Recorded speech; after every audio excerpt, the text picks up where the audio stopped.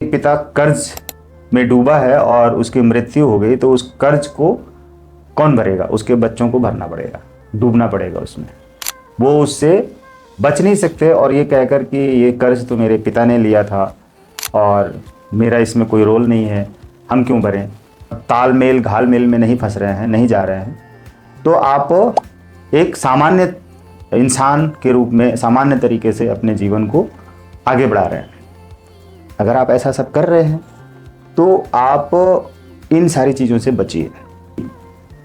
तो जानने के बाद ये पता चलता है कि उनके पिता कोई छोटे मोटे गांव एरिया के, लोकल एरिया के मंत्री थे, नेता थे, और उस नेतागिरी में उन्होंने बहुत फ्रॉड। नंगे पैदा हुए, इस धरती पर आए और नंगे ही मर के जाना है। लेकिन जो इस बीच में आप समय गुजारते हैं, उस समय में आप क्या करते हैं? किन चीज़ों के लिए करते हैं? जो कुछ भी कर रहे होते हैं, अगर आप बेईमानी से छीना झपटी कर रहे हैं तो पूरे टाइम तक कुछ न कुछ तो आप ऐसा ही कर रहे हैं। और लेन देन, कहा सुनी, लड़ाई झगड़े, मारपीट, छीना झपटी और चोरी करना, झूठ बोलना, फ्रॉड करना, उसके बाद से खाली हाथ चले जाना। पीछे आप जो घर मकान ज़मीन जायदाद छोड़कर जाते हैं, जिसे हम धन कहते हैं, वो धन आपके बच्चों को और आपके आने वाली नस्ल को, पीढ़ी को प्राप्त होती है, वो संपत्ति। लेकिन कभी क्या आपने ये सोचा है कि उन सारी चीज़ों को प्राप्त करते समय जो आपने तमाम तरीके की नेगेटिविटी की, नेगेटिव कर्मा, और फ्रॉड किया, झूठ बोला और चोरी की और मार पिटाई की, लड़ाई झगड़े किए और आपके ढेर सारे शत्रु पैदा हो गए, राइट? और वो सारी चीज़ें भी आपके उन बच्चों को मिलने वाली है। कहीं आप ऐसा तो नहीं सोचते हैं कि जो आप कमा के धन संपत्ति, जमीन जायदाद, पैसा, बैंक बैलेंस या कुछ और रखेंगे, वो सारी चीज़ें आपको बच्चों को मिलेंगी, और लेकिन जो आपने बुरे कर्म किए हैं वो नहीं मिलेंगे? ऐसा आप सोच रहे हैं तो गलत है, मत सोचिए ऐसा, क्योंकि ऐसा नहीं होता है। ये नियम है, इस इज लॉ ऑफ नेचर, कि आप जो कुछ भी धन के रूप में प्राप्त करके, अर्जित करके अपने बच्चों को, वो तो मिलती ही मिलती है, नेचुरल लॉ के अकॉर्डिंग। लेकिन जो आप उसके साथ में फ्रॉड करते हैं, बुराइयां करते हैं, नेगेटिविटी करते हैं, गंदगी फैलाते हैं, झूठ बोलते हैं, चोरी चमारी करते हैं, वो सारी चीजें भी आपके बच्चे को ट्रांसफर हो गई।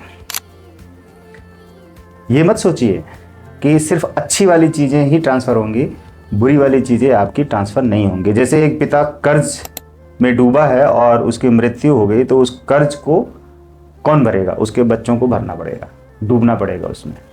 वो उससे बच नहीं सकते और ये कहकर कि ये कर्ज तो मेरे पिता ने लिया था और मेरा इसमें कोई रोल नहीं है, हम क्यों भरें?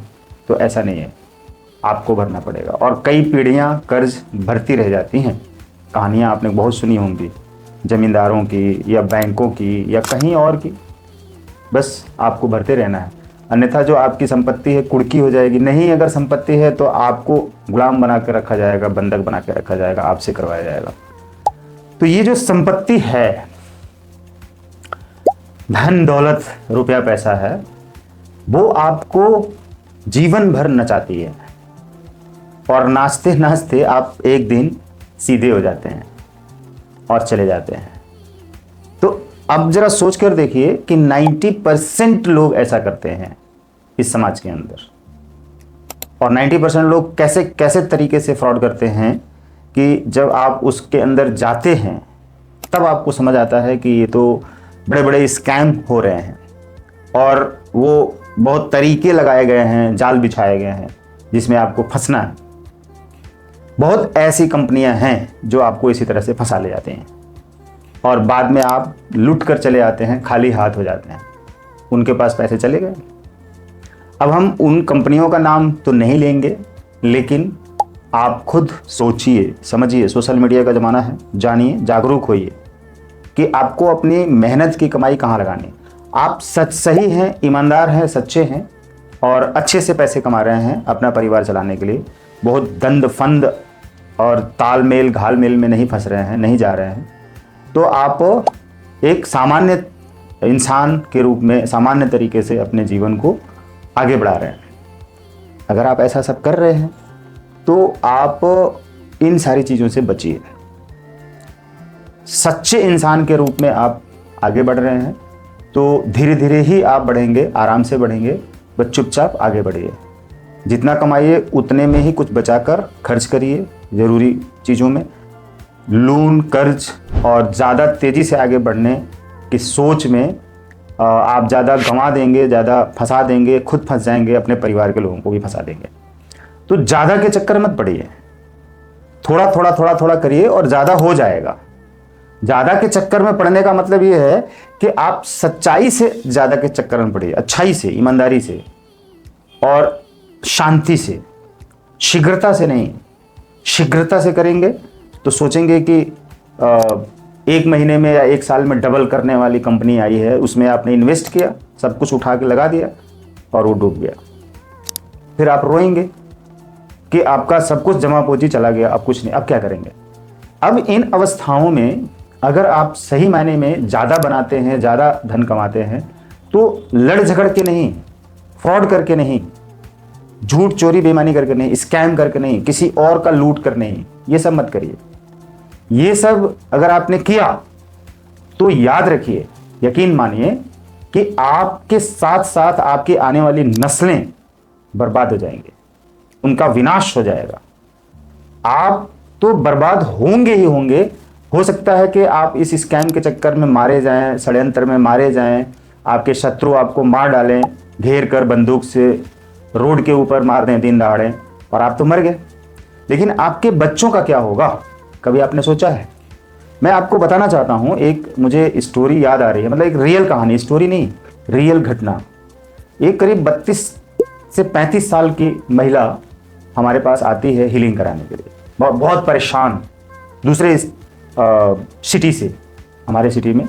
उसको ऑनलाइन हमारी डिटेल पता चलती है रही कि किसी ने सजेस्ट किया था, तो हमारे पास आती है और बहुत ज़्यादा डिप्रेशन है, मतलब उनका दिमाग काम नहीं कर रहा है, बहुत डरी हुई, घबराई हुई।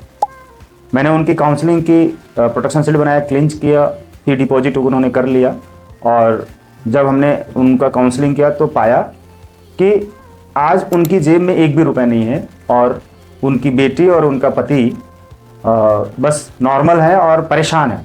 इनको डर लगता है, डिप्रेशन में रहती हैं, कुछ भी सोचती हैं और कई तरह के शरीर में रोग बढ़ते जा रहे हैं, घबराहट, परेशानी, उलझन की, तनाव की, कुछ भी। तो जानने के बाद ये पता चलता है कि उनके पिता कोई छोटे मोटे गांव एरिया के, लोकल एरिया के मंत्री थे, नेता थे, और उस नेतागिरी में उन्होंने बहुत फ्रॉड किए थे, बहुत स्कैम किया था, बहुत पैसा लोगों का इधर से उधर किया था। उनके पास गाड़ियां थीं, घर मकान था, वो अपनी पत्नी के पास जल्दी नहीं आते थे और मारते पीटते थे अपनी पत्नी को। वो उनके पास बहुत ढेर सारे लोग जुड़े रहते थे, पैसा रहता था, खाना पीना खिलाना, इधर उधर जाना, सब कुछ खूब रहता था, देखने में भी खूब लगता था। लेकिन जब वो किसी ने उनको षड्यंत्र से मार दिया और वो संपत्ति उसने लूट ली, उनके असिस्टेंट ने ही मरवा दिया और उनकी संपत्ति अपने नाम करवा ली धोखे से। और उस पिता की संपत्ति से कुछ भी नहीं उस बेटी को मिला, जो बेटी हमारे पास आई थी, कुछ भी नहीं मिला, राइट। मतलब अकाउंट में इनके नाम से कुछ भी नहीं था, सब जीरो। अब ये एकदम शॉक्ड कि इतना कुछ था, मेरे को कुछ नहीं मिला, पिता मेरा खत्म। तो इतना दर्द इनके साथ था, इतनी दिक्कतें थी इनके साथ। तो आज उनके पास क्या था? डिप्रेशन, तनाव, बीमारी, रोग, चिंता, घबराहट, बेचैनी, उलझन, सब कुछ। और उनकी एजुकेशन भी फर्जी थी। वो खुद उन्होंने कहा कि मेरी एजुकेशन मेरे पिता ने सर्टिफिकेट खरीद के करा दी और झूठ बोल के शादी करा दी। वो भी शादी नहीं करा, उनके चाचा ने शादी करवाई वगैरह, कुछ भी जो भी था। ये मैं रियल स्टोरी है, ना नाम लिया मैंने, ना स्पेस प्लेस का नाम लिया, ना कुछ भी। ये हो सकता है कि किसी को पता चले नहीं पता चले, लेकिन ये एक जीरो है, सिर्फ समझाने के लिए मैंने बोला, किसी को हर्ट करने के लिए नहीं बोला और किसी का नाम सामने लाने के लिए नहीं बोला। उसके बाद उन्होंने हीलिंग कराई, ट्रेनिंग ली, रेकी की, राइट, रेकी कराई, रेकी सीखी, अब वो ठीक है अपनी ज़िंदगी में, अब शांत हैं, नॉर्मल हैं, रिलैक्स हैं, अब स्वस्थ भी हैं, अच्छे से आगे बढ़ रही हैं। लेकिन उनकी इस कहानी से हमने ये सीखा, देखा कि समाज में इस तरह की बहुत ही घटनाएं हो रही हैं और हमारे सामने से ही बहुत लोगों को हम जानते हैं, खुद हम जानते हैं, मैं जानता हूँ ऐसे लोगों को जो अपनी पर्सनल लाइफ में कितने परेशान हैं। वो एक सपने की दुनिया में जी रहे होते हैं, सपने कि वो बहुत बटोर रहे हैं, सपने में बहुत ढेर सारा पैसा आदमी बटोर रहा होता है, संपत्ति बटोर रहा होता है, और एक ही बार जब नींद खुलती है तो गायब। तो कितना दर्द, कितना शॉकिंग होता है वो, कितना तड़प होती है। तो रियल में आपने ये सारी चीजें की और बना लिया, रख लिया सब कुछ, लेकिन अब आप तड़प रहे हैं अंदर ही अंदर, बिल्कुल ही घुट रहे हैं, आपकी जिंदगी नर्क बन गई है अंदर ही अंदर। आपको पता भी, लोगों को पता नहीं चल रहा हो, पता भी चल रहा है तो क्या करेंगे, लेकिन आपको पता चल रहा है कि कितना ज्यादा तड़प रहे हैं आप, परेशान। ऐसा मत करिए, इस तरह के पैसे से आपको क्या मिलेगा, कुछ नहीं मिलेगा। किसी का भी दिल दुखाकर अगर आपने पैसा लिया है तो वो पैसा आपके परिवार का विनाश करने वाला है, राइट।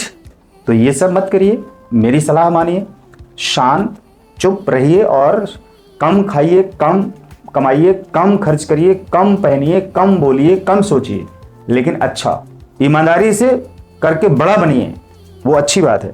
बेईमानी से आप बड़ा मत बनिए, ईमानदारी से छोटा ही रहिए, ठीक है, बेईमानी से बड़ा रहना ठीक नहीं है। तो अगर आपने ये सोच कर किया कि संपत्ति आपके साथ साथ बच्चों को भी जाएगी और अच्छा होगा, उनके लिए सुख संपदा होगी, तो आपकी ये बहुत बड़ी गलती होगी। आप अपने बच्चों के लिए ज्वालामुखी का रास्ता बना रहे हैं जिस पे वो जाके भस्म हो जाएंगे, है ना, क्रैश हो जाएगा सब कुछ भी हो सकता है, कुछ भी नहीं मिलेगा। तो इसलिए किसी का दिल मत दुखाइए। All the best.